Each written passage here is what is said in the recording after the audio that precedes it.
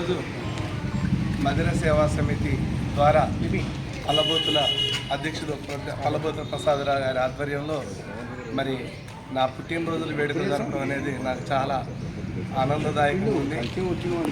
నా జీవితంలో నేను ఎప్పుడు కూడా పుట్టినరోజు జరుపుకోలేదు. కాకపోతే మా మనవాళ్ళు వాళ్ళ బలవంతం మీద ఒకసారి ఇంట్లో జరిపేది కేక్ కట్ చేసి జరిపించడం జరిగింది.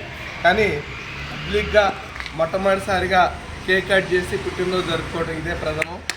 నిజంగా మీ అందరికీ కూడా ఇటువంటి కార్యక్రమాన్ని ఏర్పాటు చేసి మరి ఒక కోశాధికారిగా ఉంటే ఒక సేవా సమితిలో ఇంత గౌరవం ఉంటుందనే సంగతి ఎవరికి తెలియని విషయం.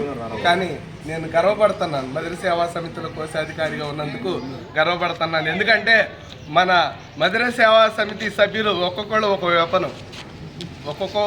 వేపనం అందరూ కూడా అన్ని సామర్థ్యాలు కలిగి ఉన్నటువంటి టీం మనది మదిర సేవా సమితి. అటువంటి మదిర సేవా సమితిలో కోశాధికారిగా పనిచేయటం నాకు వచ్చినటువంటి అదృష్టంగా భావిస్తున్నా.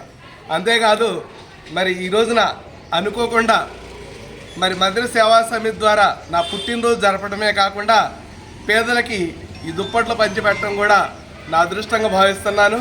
మరి ఇటువంటి సేవా కార్యక్రమాలు మదిర సేవా సమితి ద్వారా మరిన్ని చేయాలని ఇప్పటికే చాలా పలు రకాలైనటువంటి ప్రజలకు సంబంధించినటువంటి సేవలు చేయడంలో గత 25 సంవత్సరాల నుంచి మదిర సేవా సమితి ముందు ఉంది అనడంలో అతిశయోక్తి లేదు.